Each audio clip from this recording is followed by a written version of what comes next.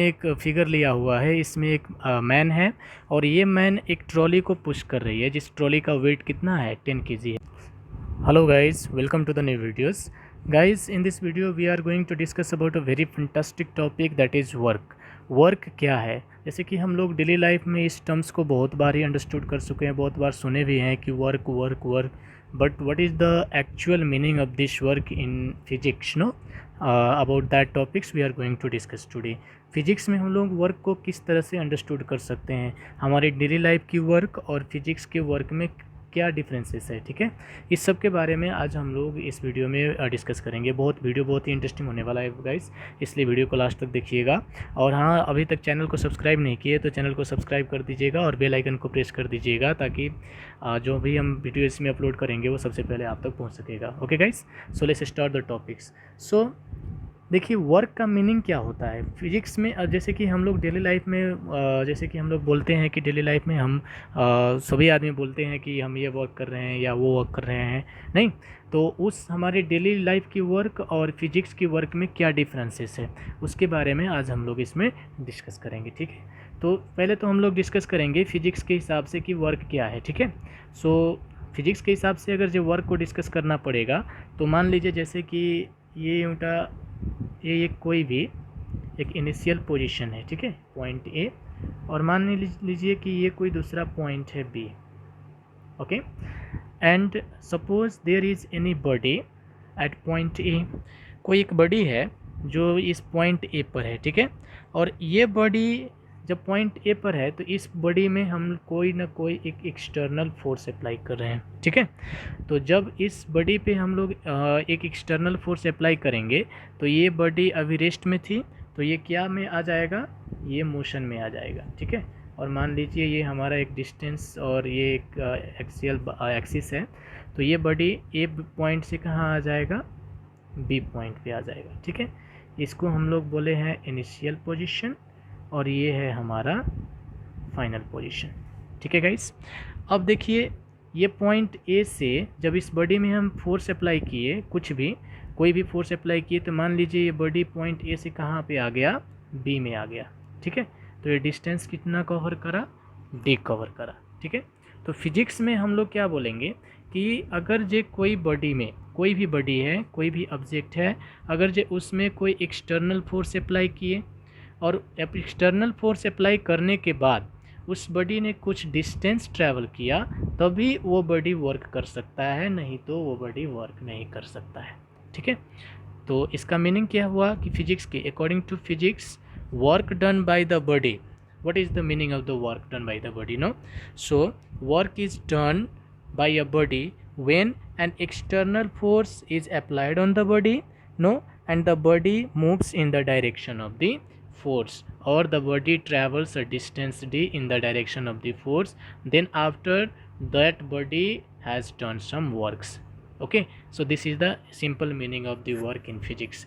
बहुत ही आसान है, सिंपल वर्ड में अगर जो हम लोग देखेंगे तो वर्क का मीनिंग क्या होगा कि अगर कोई बॉडी में एक्सटर्नल फोर्स, कोई भी एक्सटर्नल फोर्स अगर जो हम अप्लाई करेंगे तो वो बॉडी कुछ डिस्टेंस ट्रैवल करेगी। जैसे कि इस बॉडी यहाँ पे ए पॉइंट में है, इसमें एक्सटर्नल फोर्स अप्लाई किए तो ये ए से बी में आ गया, नहीं तो इस डिस्टेंस ट्रैवल किया डी, तो ये हमारा ये जो बॉडी जो मूव करेगी तो ये बॉडी क्या करेगी, इसमें वर्क करेगी, ठीक है।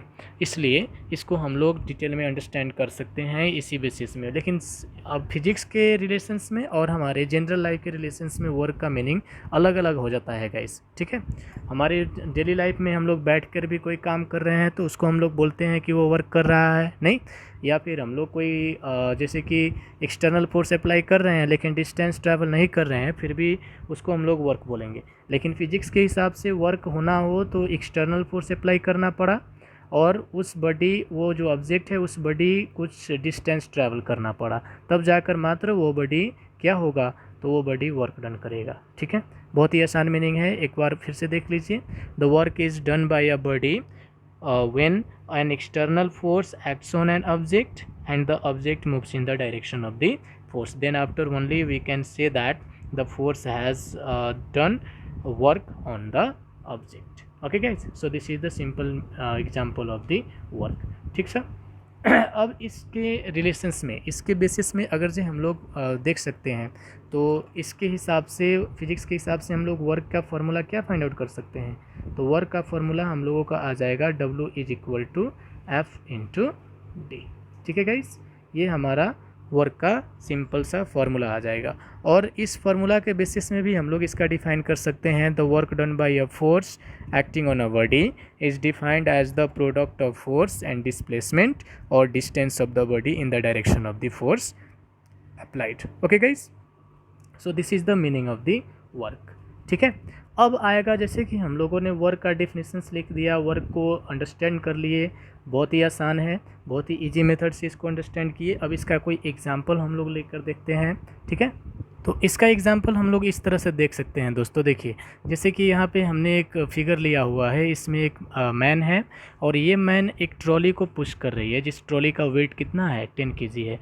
अब इस ट्रॉली को पुश करने के लिए इस पर्सन को, ये जो व्यक्ति है, इस व्यक्ति को कुछ न कुछ तो इसमें एक्सटर्नल फोर्स अप्लाई करना पड़ेगा। जब तक ये पर्सन इसमें कुछ एक्सटर्नल फोर्स अप्लाई नहीं करेगा तब तक ये ट्रॉली मूव तो नहीं होगी, नहीं। तो यहाँ पे जब ये पर्सन्स कुछ एक्सटर्नल फोर्स इस ट्रॉली में अप्लाई करके इसको पुश करेगा, इसका मतलब ये ट्रॉली कुछ डिस्टेंस ट्रैवल करेगा, तब जाकर मात्र ये पर्सन्स वर्क करेगा। ठीक है, इसलिए ये हमारा एक वर्क का भी एग्जांपल आ जाएगा। जैसे कि a man while pushing a trolley, एक आदमी अगर ये ट्रॉली को पुश कर रहा है तो वो वर्क कर रहा है। ठीक है गाइस, दूसरा एग्जाम्पल अगर जो हम लोग लेंगे, तो जैसे कि दूसरा एग्जाम्पल हम लोग यहाँ पे ये ले सकते हैं। देखिए, एक हॉर्स है, नो, एंड हॉर्स जो है एक कार्ट को पुश कर रहा है, ये हमारा कार्ट हो गया। तो इस कार्ट में एक मास रखा हुआ है, कुछ न कुछ यहाँ पे मास है, और ये मास इस पॉइंट से इस पॉइंट पे इस हॉर्स ने क्या किया है, इसको पुल किया हुआ है। ठीक है, देख लीजिए, बहुत ही आसान है। तो इसको, इस मास को पुश करने के लिए इसको कुछ न कुछ फोर्स तो लगाना पड़ेगा इस हॉर्स को, नहीं। जब तक ये कोई फोर्स नहीं अप्लाई करेगा तब तक ये जो मास है, ये मास इस पॉइंट से इस पॉइंट में आएगा। देखिए, पहले ये जो कार्ट था, ये कार्ट यहाँ पे था, नहीं, और इस कार्ट को यहाँ से यहाँ पे लाना है अगर जे, तो इस हर्ष को कुछ ना कुछ फोर्स तो अप्लाई करना पड़ेगा। जब तक ये हर्ष कुछ फोर्स अप्लाई नहीं करेगा तब तक इसको मूव नहीं कर सकता है, नहीं, तब जाकर मात्र ये हर्ष जो है, ये हर्ष वर्क करेगा। ठीक है, तो ये हमारा सिंपल सा दो एग्जाम्पल है वर्क का। तो वर्क करने के लिए कुछ जो बॉडी है, उस बॉडी को कुछ फोर्स अप्लाई करना पड़ेगा, और फोर्स अप्लाई करने के बाद उस ऑब्जेक्ट को कुछ डिस्टेंस ट्रैवल करना पड़ेगा, तब जाकर मात्र वो वर्क होगा। ठीक है guys, okay, so let's go to the next topics. So guys, अब इसका फार्मूला देखने के बाद हम लोगों को देखना होगा कि इसका यूनिट क्या होगा, नहीं। तो इसका यूनिट निकालने के लिए हम लोग सिंपली लिख सकते हैं, जैसे कि हमारे पास फार्मूला है W = F/d। तो देखिए, फोर्स का SI यूनिट क्या होता है, फोर्स का SI यूनिट न्यूटन होता है, नहीं, और डिस्टेंस का SI यूनिट मीटर होता है। तो ये हमारा आ गया कितना, न्यूटन मीटर, नो। और इस न्यूटन मीटर को हम लोग सिंपल वर्ड में जूल लिख सकते हैं। क्या लिख सकते हैं, जूल लिख सकते हैं। ठीक है, तो इसलिए हम लोग लिख सकते हैं the SI unit of work is what, joule. Work का जो SI यूनिट होता है, वो SI यूनिट कितना होता है, तो वर्क का SI यूनिट जूल होता है गाइस। ठीक है, वैसे ही अगर जो हम लोग इसका CGS यूनिट देखेंगे, तो CGS यूनिट इसका अर्ग आ जाएगा, या हम लोग इसको CGS यूनिट में लिख सकते हैं CGS unit of work is अर्ग। ठीक है गाइस, सो वर्क का CGS यूनिट क्या हो जाएगा, अर्ग हो जाएगा, और वर्क का SI यूनिट क्या हो जाएगा, जूल हो जाएगा। और जैसे कि CGS यूनिट से अगर जो हमें SI यूनिट में कन्वर्ट करना है, या फिर SI यूनिट से CGS यूनिट में कन्वर्ट करना है, तो इसके लिए इस जूल और इस अर्ग के बीच में कोई ना कोई तो रिलेशन चाहिए। तो वो रिलेशन हमारा आता है, जैसे कि रिलेशन अगर जो हम लोग निकालेंगे तो वो हमारा आएगा 1 जूल = 10⁻7 अर्ज। ये रिलेशन आता है गाइस। इस रिलेशन को लेकर हम लोग, हमारे पास कोई भी वर्क का अगर जो आया है जूल में, तो उस जूल से हम लोग अर्ग में इसको सिंपली कन्वर्ट कर सकते हैं। ठीक है, तो ये हमारा हो गया सिंपल सा एग्जाम्पल, सिंपल सा मीनिंग ऑफ वर्क। वर्क का जो सिंपल मीनिंग होता है वो हो गया, no, and this is the simple SI unit of work and CGS unit of work also.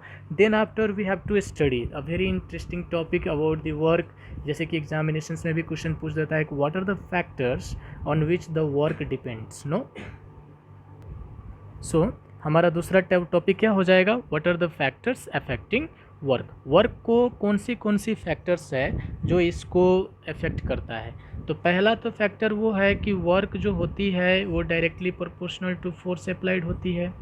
क्या होती है, वर्क जो है work is directly proportional to force applied. ये पहला फैक्टर है कि वर्क होने के लिए पहले उस बॉडी में कुछ एक्सटर्नल फोर्स अप्लाई होना पड़ा। ठीक है, एक्सटर्नल फोर्स जब तक अप्लाई नहीं होगा तब तक वो बॉडी वर्क नहीं कर सकता है। और वो भी फोर्स और वर्क के बीच में रिलेशन क्या होता है, तो डायरेक्टली प्रोपोर्शनल। इसका मतलब जितना हम लोग वर्क ज़्यादा अगर जो हम लोगों को करना है तो ज़्यादा फोर्स अप्लाई करना पड़ेगा, और कम वर्क करने के लिए हमें कम फोर्स अप्लाई करना पड़ेगा। इसका मीनिंग सिंपल कि अगर जो वर्क को जल्दी करना है, वर्क ज़्यादा करना है तो फोर्स भी ज़्यादा चाहिए, वर्क कम होना है तो फोर्स भी कम चाहिए।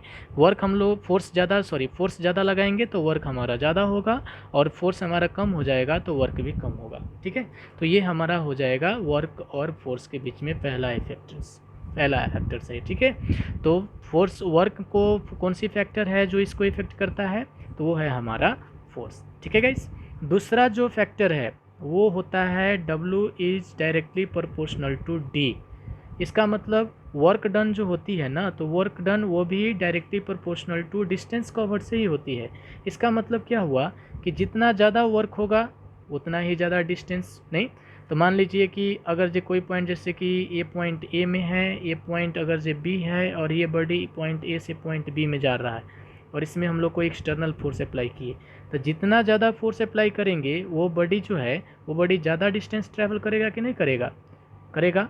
तो इसी हिसाब से अगर जो फोर्स ज़्यादा हो गया तो वर्क डन भी ज़्यादा हो जाएगा, और वर्क डन ज़्यादा हो गया तो उस जो ऑब्जेक्ट होती है वो ऑब्जेक्ट भी ज़्यादा डिस्टेंस ट्रैवल करेगा गाइस। ठीक है, तो ये हमारा फैक्टर्स अफेक्टिंग वर्क है।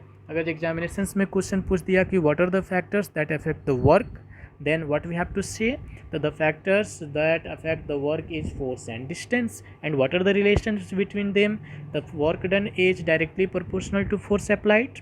Okay, it means when force applied on the body increases, then the work done also be increases, and when the force applied on the body be decreases, then work done also be decreases. Okay, and next one is work done is directly proportional to distance covered by the body. It means when distance covered by the body increases, then work done also be increases, and when distance covered by the body decreases, then work done also be decreases. Obviously है कि जितना ज़्यादा हम लोग distance ज़्यादा travel करेंगे उतना ही हमारा वर्क डन ज़्यादा होगा, और डिस्टेंस कम ट्रैवल करेंगे तो वर्क डन भी हमारा क्या हो जाएगा, कम हो जाएगा गाइस। ठीक है, सो ये हमारा सिंपल सा एक्सप्लेनेशन है वर्क के बारे में।